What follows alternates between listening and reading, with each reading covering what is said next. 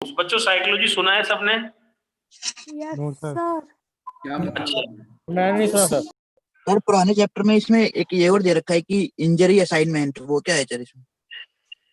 मैंने आपको जो लिखाया है ना, यस सर। उसके अलावा आपको ज्यादा उसके अंदर वो मत करो। जो मैंने आपको लिखा दिया वो प्रॉपर आपको पूरा सेटअप लिखा दिया। अब आप उसके अलावा उसमें ये बताइए, उसमें ये लिखा है, उसमें अगर अपन बुक के हिसाब से चलते रहे ना तो बुक्स में तो बहुत सब बुक्स के अंदर कुछ ना कुछ अलग अलग चेंजेस मिलेंगे। नहीं सर, जो आपने पीडीएफ भेजी थी उसमें लिखा है क्या? Injury assignment. ऐसा कुछ नहीं है, आप मस्त रहो, उसको छोड़ो आप। मैंने जो आपको पूरी इंजरीज जो अपन ने बिल्कुल जो लिखी है ना, अपन ने बिल्कुल प्रॉपर लिखे है और प्रॉपर उस चैप्टर को कंप्लीट करा है, कोई दिक्कत की बात नहीं, ठीक है।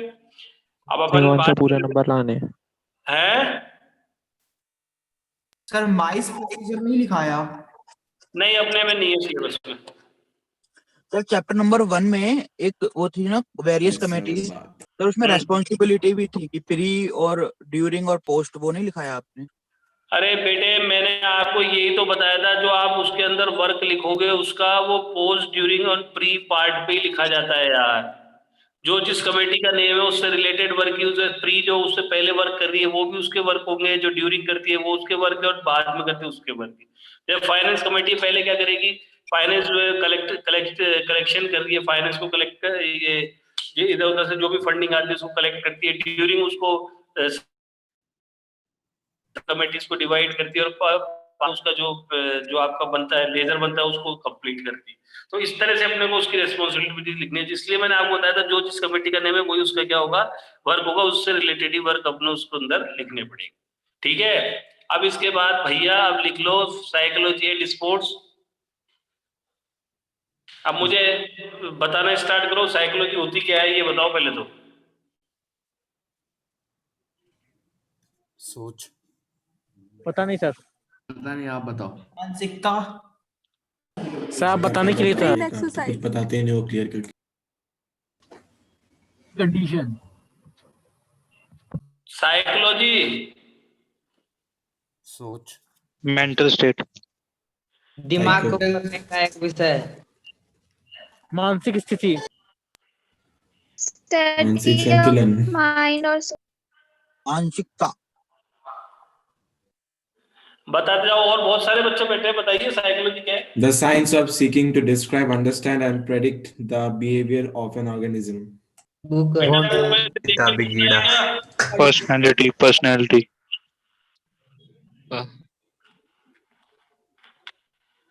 ऑब्जर्वेशन, दिमाग में पिल्लू। दिमाग पढ़ना। Soul. सुनो, साइकोलॉजी क्या था मैं बताता हूँ आपको। साइकोलॉजी होती है नॉलेज ऑफ द बिहेवियर, ठीक है। अब इसको जो है ना, study of mind and behaviour. बेटा ये सब नहीं है इसके अंदर, स्टडी ऑफ माइंड और ये सब नहीं है। आपको एक बार बताते, psychology the knowledge of discipline sir, academic discipline. अब जो मैं बता रहा हूँ वो अपन सुने। Psychology is knowledge of the behaviour, है ना। अब इसको क्या था, साइकोलॉजी साइको प्लस लॉजी, है ना। तो इसको सबसे पहले जब स्टार्टिंग में प्लेटो और अरस्तु जब इन्होंने इसको साइकोलॉजी में रिसर्च करा तब इसको सोल ऑफ द साइंस माना जाता, मतलब आत्मा का विज्ञान। तो शुरू में इसको क्या मानने लगा कि भाई ये आत्मा का विज्ञान है, साइको प्लस लॉजी। पर धीरे धीरे जब इसी चीज को आगे ये इसका क्राइटेरिया इसमें डेवलप होता गया, इसमें रिसर्च होते गया, तब ये पता चला भाई आप आत्मा को डिफाइन नहीं कर सकते कि भाई क्या आत्मा का विज्ञान है। तो उसको ये जो डेफिनेशन थी वो खत्म होगी। फिर उसको इसके अंदर साइकोलॉजी की जो डेफिनेशन है वो आई लगी कि भाई ये मन का विज्ञान है। काफी टाइम तक मन का विज्ञान वाली डेफिनेशन भी चली, पर मन का विज्ञान फिर वापस वही बात आई कि भाई आप मन को आइडेंटिफाई नहीं कर सकते कि भाई मन क्या है, आप किस चीज को मन मान के आप उसको आइडेंटिफाई कर रहे हैं। तो वहां पे भी ये डेफिनेशन फिर खत्म हुई। उसके बाद जब जैसे जैसे इसके अंदर सब्जेक्ट के अंदर डेवलपमेंट होता गया, फिर ये साइकोलॉजी क्लियर हो गया। Psychology is a knowledge of the behaviour, किसी पर्सन की बिहेवियर की जो नॉलेज होती है वो होती है आपकी साइकोलॉजी, ठीक है। जैसे मान लीजिए आप अभी, बेटा थोड़ी सी मेरी बात को सुनना, क्योंकि आप लोगों को क्या है कि ये साइकोलॉजी थोड़ा सा ऐसा टॉपिक है, इसमें कोई ज्यादा इंटरेस्टेड टॉपिक नहीं है, समझने की बात है इसके अंदर। साइकोलॉजी क्या होता है, जैसे अभी आप अभी लोग अभी प्रिपरेशन कर रहे हैं आप, अभी आपके एग्जाम के आप प्रिपरेशन कर रहे हैं, आपको कोई वो नहीं है, आप आराम से प्रिपेयर होके कर रहे हैं, आपको कोई वो नहीं है, आप आराम से प्रिपेयर होके कर रहे हैं। यही टाइम जब आप आएगा, जब आप एग्जामिनेशन हॉल के अंदर जाएंगे, उस टाइम के अंदर और आपका बिहेवियर इसके अंदर अपने आप चेंज हो जाता है। आप अपने ग्राउंड के ऊपर खेल रहे हैं कि ठीक है भाई, मैं मेरे ग्राउंड के अंदर मैंने इतने रन बना दिए, मैंने इतने शॉट लगा दिए, ये कर दिया, वो कर दिया, बट जब आप वही आगे जाके नेशनल टूर्नामेंट में जाते हैं, बड़ी टीमों के साथ खेलते हैं, तो आप अपने आप साइकोलॉजिकल, आपको अपने आप फील हो जाता है, आपको एक फियर भी फील होता है, आपको एंजाइटी भी होती है, आपको एक ऐसा फील होता है कि भाई जैसे आपको फियर हो रहा है कि एंजाइटी होगी, या आपको ऐसे नर्वसनेस फील होने लगी। तो ये सब किसका एक एग्जांपल होता है? स्ट्रेस हो गया, ये सब किसका एग्जांपल होता है? साइकोलॉजी के अंदर ये सब बातें आती है। अब जैसे पहले आप लोगों के चैप्टर के अंदर स्ट्रेस ही था मेन पार्ट, स्ट्रेस भी था कि भाई स्ट्रेस क्या है, स्ट्रेस के रीजंस क्या है, स्ट्रेस का मैनेजमेंट क्या है ना। तो जैसे मोटिवेशन है, तो मोटिवेशन क्या है, मोटिवेशन की जरूरत कब पता चली? जैसे आप लोग बच्चे हो, आप लोगों को आप इतने जो बच्चे क्लास को आप इतना सिंसियरली अटेंड कर रहे हैं, तो आप लोगों को रिक्वायर्ड होता है कि आपको मोटिवेशन जरूरत है, तो आप लोग मोटिव होते हैं, तो आपको मोटिवेशन के लिए आपको क्लासेस दे रहे हैं, ये दे रहे हैं। तो मोटिवेशन का पता कैसे चला? आपके बिहेवियर को देख के पता चला कि ये लोग पर्टिकुलर मोटिवेशन की जरूरत है, ये टारगेट को अचीव करना चाहते हैं, तो इसको जितना मोटिव करेंगे आप उतना ज्यादा बेनिफिट है। तो साइकोलॉजी के अंदर इन सब चीजों की जरूरत आती है। मोटिवेशन आपको रिक्वायर्ड होता है कि नहीं होता बच्चों? होता है सर। यस सर, बहुत ज्यादा। रोज रोज उसका कारण क्या होता है? देखिए सुनो, हर बार। जैसे मेरी बात सुनिए, मैं आपको एक एग्जांपल देता हूँ, छोटा सा एग्जांपल दे रहा हूँ। सब बच्चों के पास मेरी आवाज आ रही है ना क्लियर? मैंने आ रही है आपसे एक सर। जनरल क्वेश्चन, हाँ, difference between the anxiety and fear, मतलब एंजाइटी समझते हैं ना, चिंता करना, और फियर मतलब डर। तो डिफरेंस बिटवीन द डर एंड एंजाइटी, डर और चिंता में क्या डिफरेंस होता है, ये बताइए आप।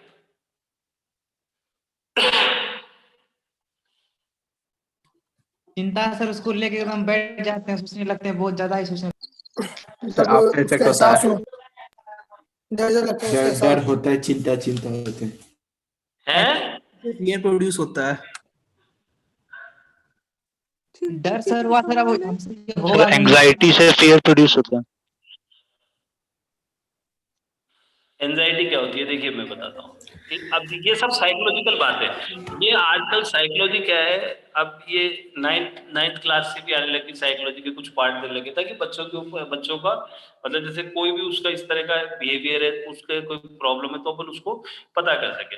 जैसे एंजाइटी क्या होती है? एंजाइटी इज द मतलब एंजाइटी इज नर्वसनेस, ठीक है, फिजिकल हो चाहे मेंटल हो, ये सब नर्वसनेस होना क्या होता है? आपका एंजाइटी का पार्ट है। तो एंजाइटी जो होती है नॉन विजिबल है, ठीक है, और जो फियर होता है वो विजिबल है। जैसे आज मेरी बात सुन, अरे यार मेरा एग्जाम है, जब मेरा एग्जाम, तो उसकी आपको एंजाइटी हो रही है। अगर आपको पॉजिटिव पार्ट के ऊपर आप उसको सोच रहे हैं, तो एंजाइटी क्या होगी? आपका एक मोटिवेशन का वर्क करेगी, भाई आप पॉजिटिव होकर सोच रहे हैं। और यही बात जब आप नेगेटिव होते हैं तो एंजाइटी बन जाती है, फिर उसके नेगेटिव रिजल्ट आते हैं। तो ये तो हुआ आपका एंजाइटी वाला पार्ट। और फियर क्या होता है? फियर विजुअल होता है। जैसे अरे यार पेपर है मेरे, एग्जाम है, उसकी आप प्रिपरेशन करें, अभी तक तो आप उसकी चिंता कर रहे हैं, सोचते जा रहे हैं। फियर जब एग्जाम का क्वेश्चन पेपर सामने आता है, जब अरे यार ये नहीं आता, वो नहीं आता, जब उस टाइम जो फीलिंग आती है वो होता है आपका डर। तो ये होता है anxiety, difference between the anxiety and fear. तो ये इसके अंदर एक था पहले टॉपिक, फिर भी मैंने आपको क्लियर कर दिया। तो ये अपन क्या, अपन लोग तो बहुत इजी बोल लेते हैं कि भाई इसका मोटिवेशन ये हो गया, ये हो गया, पर इन सब वर्डों में बहुत डिफरेंसेस होते हैं, ठीक है। अब इसके अंदर फर्स्ट अपन लिखिए heading, motivation types and technique.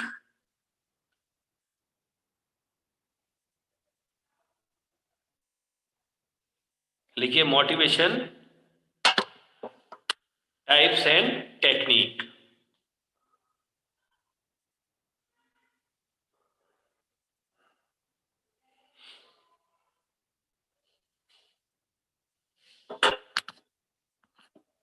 लिखा बच्चों?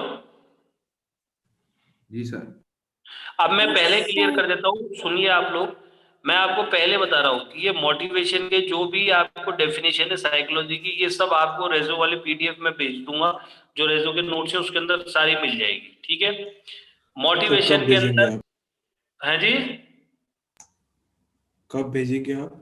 आपके क्लास ये सिलेबस पूरा होने से पहले पहले आपके पास सारे टॉपिक आ जाएंगे, ठीक है। अवेलेबल है। अगर नहीं होगा ऐसा कुछ नहीं, अभी अपनी क्लास ओवर होंगी ना, ये पॉइंट के भेज दूंगा। और वो पॉइंट रिपीट करना।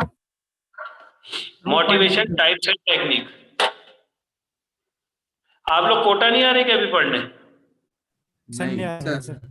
नहीं आ रही, नहीं आ रही, नहीं आ रही। संडे आ रहे हैं सर, इस संडे।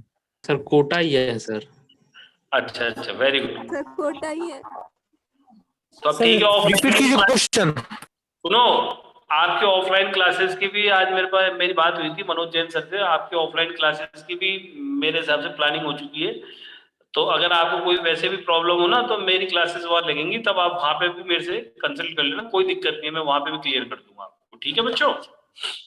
सर ऑफलाइन से होगी तो ऑनलाइन बंद हो जाएगी। मैं कैमरा लगा होता साइड में। दोनों चलेंगे तो दोनों पढ़ेंगे, एक होगी तो एक पढ़ाएंगे। मोटिवेशन लिखा बच्चों, इट्स टाइप एक एंड साथ दोनों टेक्निक। होती है सर। दोनों पढ़ा देंगे यार। लिखिए टाइप्स ऑफ मोटिवेशन के अंदर लिखिए, फर्स्ट लिखिए इंटरनल मोटिवेशन, इंटरनल मोटिवेशन, और सेकंड लिखिए एक्सटर्नल मोटिवेशन। इंटरनल मोटिवेशन और सेकंड लिखिए एक्सटर्नल मोटिवेशन। ये मैंने आपको सीधे लिखा दिया है, पर कई बुक के अंदर इंट्रेंसिक और एक्सट्रेंसिक करके लिख रखा है, तो ये मत सोचना कि सर आपने तो इंटरनल और एक्सटर्नल लिखा है, वो एक ही बात है, इंट्रेंसिक इंटरनल, एक्सट्रेंसिक एक्सटर्नल, ठीक है। Internal motivation and external motivation, intrinsic and extrinsic, ठीक है। अब मुझे बताइए कि इंटरनल मोटिवेशन कौन सा होता है? Self motivation. सेल्फ मोटिवेशन, खुद से। हाँ सेल्फ मोटिवेशन है, किसी के आपको कोई गाइडेंस कर रहा है, आप उससे समझ गए, ये सब इंटरनल का ही पार्ट है। एक्सटर्नल मोटिवेशन होता है जब आपको कोई रिवार्ड मिल रहा हो, कोई कैश प्राइज मिल रहा हो, कोई अवार्ड मिल रहा हो, उसके लिए उसको उसको सोच के आप लोग मोटिव होकर वर्क करते हैं, वो होता है आपका एक्सटर्नल मोटिवेशन, जिसमें कोई कैश प्राइज हो, रिवॉर्ड हो, अवार्ड हो, ये सब सैलरी। होते हैं। सैलरी। सैलरी, हाँ सैलरी भी हो सकती है भाई। नहीं जैसे अब आपको स्कॉलरशिप मिल रही है, उसके लिए आप अपने अलग आपको से। कितनी मिलती है? किसको? आपको। आपको सर। म्यूट कर दो सर, म्यूट कर दो। म्यूट कर दूं? No sir. No sir.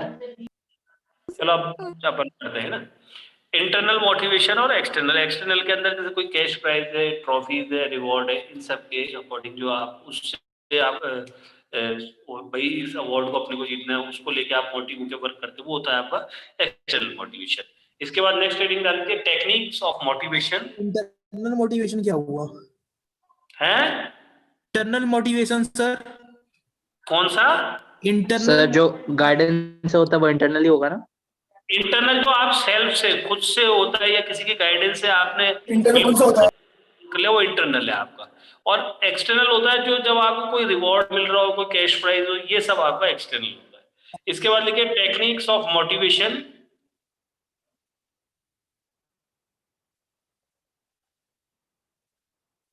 Techniques of motivation, first लिखिए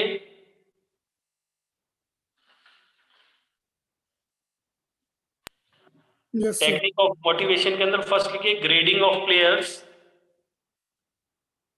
कौन सा players? Grading, grading, grading, GRADING, grading, grading of players.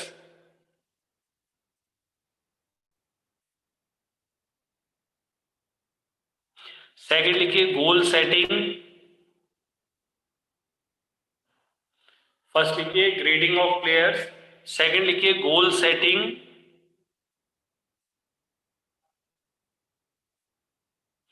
Third लिखिए हेल्थी एनवायरनमेंट,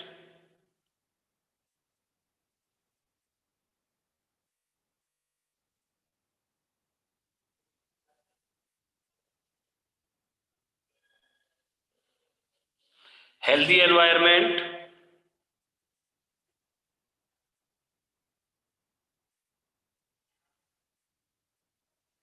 उसके बाद लिखिए knowledge of progress,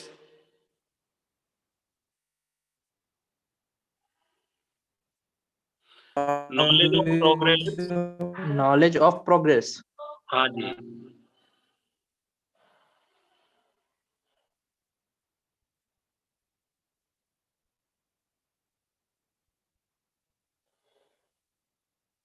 next next उसके बाद लिख लीजिए role of media.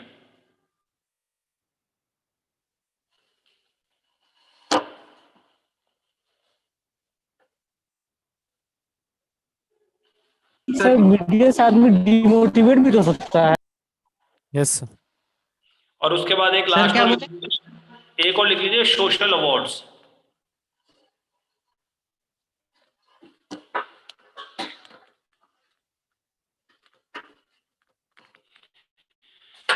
Social awards. अब देखिए इसके अंदर जो फर्स्ट टॉपिक में लिखा है जैसे grading of players. What is the grading of players? Grading of the players जैसे मान लीजिए अब आपके जो आप यहाँ पे कोचिंग कर रहे हैं तो उसके अंदर जो आपके टेस्ट होते हैं तो आपके रिजल्ट आते हैं, भाई इसकी फर्स्ट रैंक है, ये ग्रेड, ये टॉप 10 वाले, ये टॉप 20 वाले हैं, टॉप 100 वाले हैं, टॉप 1000 वाले। तो उस तरह से जब ग्रेडिंग करते हैं तो बच्चे को अपने आप सेल्फ मोटिवेशन होता है, जैसे 100 में या टॉप 10 में आना है या 1000 में तो मुझे टॉप 100 में आना है। इस तरह से ग्रेडिंग करने से क्या होता है, बच्चे का एक मोटिवेशन होता है। ठीक है, ये भी एक मोटिव करने की टेक्निक है। ग्रेडिंग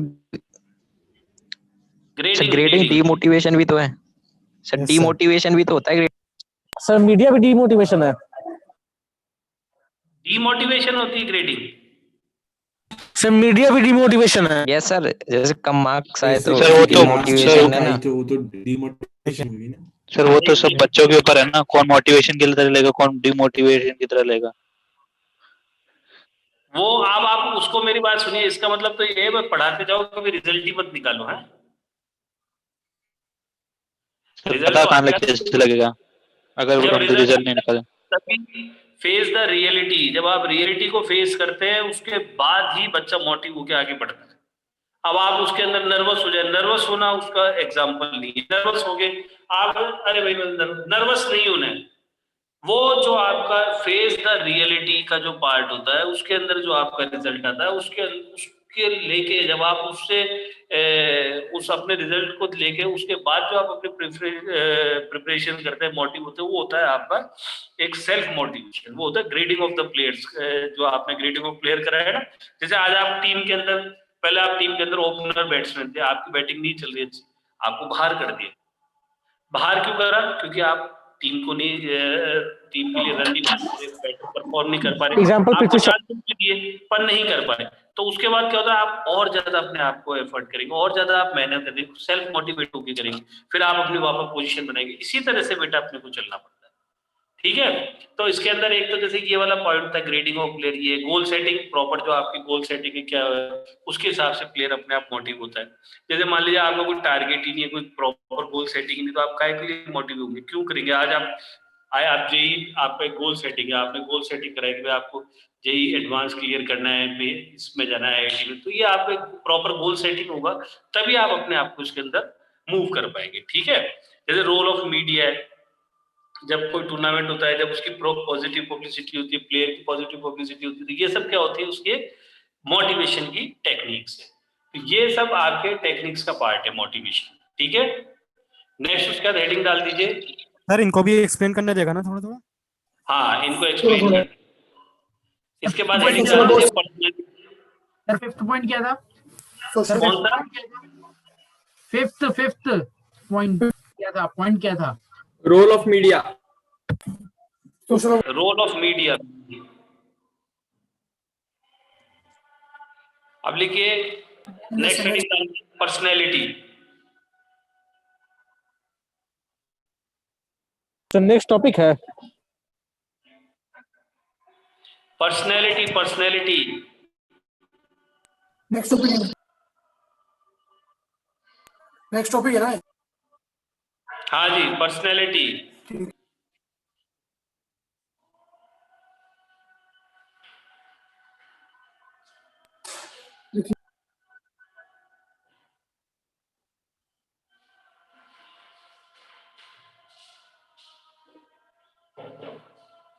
पर्सनैलिटी लिखा। पर्सनैलिटी के अंदर अब मेरे को बताइए व्हाट इज द पर्सनैलिटी, ये अपन बात करते हैं। पर्सन की क्वालिटी, क्वालिटी पर्सन की, आउटलुक और एक आदमी का sir character fitness, physical and mental behaviour of a person, और Intellectual aspects. अब इसके अंदर मेरी बात सुनो, आपके ये जो मैं जो जनरल वर्ड बोल रहा हूँ, पर्सनैलिटी वर्ड सब बच्चों ने सुना है ना, आज से पहले सभी बच्चे जानते हैं, तो इसका प्रॉपर अब जैसे मीनिंग की बात आएगी, तो ये एक पर्सनैलिटी के ऊपर मैं आपको बता दूं, पर्सनैलिटी जो वर्ड है पर्सोना वर्ड से, लैटिन लैंग्वेज का वर्ड था पर्सोना। पर्सोना मीन्स होता है मास्क, है ना, मास्क जैसे, तो assemblation of the qualities of a person, मतलब किसी भी पर्सन की जो क्वालिटीज जो असेंबल होती है ना, वो उसकी क्या एक शो करती है, उसकी पर्सनैलिटी को शो करती है। मतलब उसकी जैसे एक आपके आप मेंटल जैसे डायमेंशन देखे आपने पर्सनैलिटी के, तो जैसे आपके physical dimension, mental dimension, mental में कोई बच्चा बहुत इंटेलिजेंट है, बहुत ज्यादा अपने इसमें एजुकेटेड है, अपने ज्यादा अच्छे अचीवमेंट ले रहा है, स्टडी के अंदर बहुत आगे तक गया, तो वो सब उसका एक क्या हो गया, उसकी जो क्वालिटीज है वो जितनी भी उसकी असेंबल हुई ना, मेंटल क्वालिटी जितनी भी उसकी असेंबल हुई, असेंबलेशन हुआ, वो क्या हुई, उस पर्सन की पर्टिकुलर क्वालिटी का पार्ट हुई। ठीक है, तो ये इसके अंदर अपन एक मानते हैं कि पर्सनैलिटी जो होती है किसी पर्सन की ओवरऑल जो क्वालिटीज होती है ना, उनका जो टोटल है वो उसका एक पर्सनैलिटी को शो करता है। ठीक है, इसके अंदर फर्स्ट हेडिंग डालिए dimension of personality. Dimension of personality,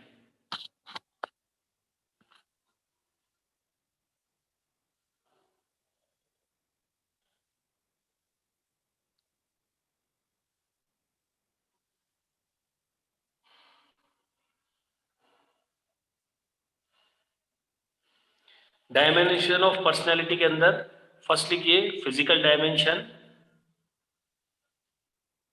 time हो गया।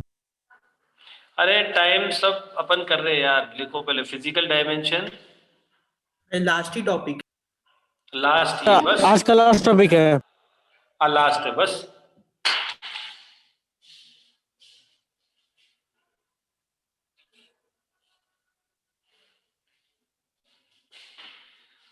फिजिकल डायमेंशन, मेंटल डायमेंशन, हाँ मेंटल डायमेंशन, सोशल डायमेंशन और इमोशनल डायमेंशन।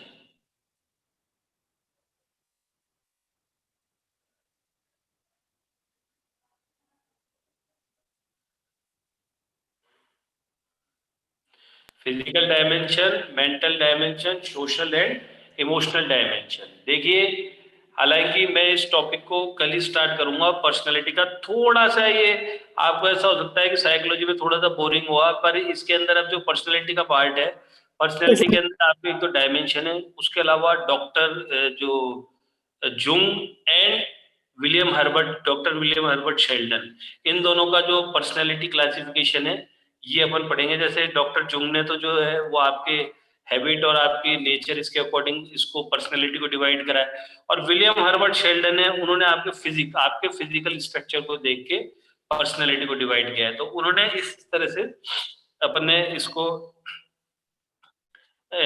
कल अपन करेंगे पूरे चैप्टर को। पर्सनालिटी के बाद फिर इसके अंदर एक लास्ट टॉपिक रह जाएगा एग्जिशन का। ठीक है, तो कल वाली क्लास के अंदर अपने को ये कल ये चैप्टर कंप्लीट करके फिर चैप्टर नंबर 2 स्टार्ट करना है, फिर आपके 3 चैप्टर है जो पूरी हो जाएंगे। ठीक है बच्चों, सर ये थैंक यू। डायमेंशन एक्सप्लेन तो कर दो बस सर। सर, ये चारों डायमेंशन एक्सप्लेन तो कर दो बेटा, कल की क्लास में स्टार्ट करूंगा ना, बोल तो दिया। सर एक बात पूछनी है सर मेरी बुक में मतलब पर्सनैलिटी की अलग अलग लोगों ने जैसे डेफिनेशन दे रखी है तो वो लिखी है, ऐसे ये 2 नंबर के क्वेश्चन में आ सकती है क्या? जैसे व्हाट इज द, नहीं आएगी। जो मैंने आपको क्या बोला, रेजो वाले में जो नोट्स भेजूंगा उसमें पर्सनालिटी की जो डेफिनेशन है वो एक सिंगल ही है, वही लर्न करनी है। और जो ये जो अपन ने बोल रहे हैं ना बच्चे, कि आपको मैं बोल रहा हूँ कि जो डायमेंशन वाला पार्ट है ना, physical dimension, mental, social and emotional, तो इनको पहले मैं एक्सप्लेन ही करूंगा क्लास के अंदर, उसके बाद ही अपन आगे बढ़ेंगे। ठीक है बच्चों? सर ये शीट ऑफिस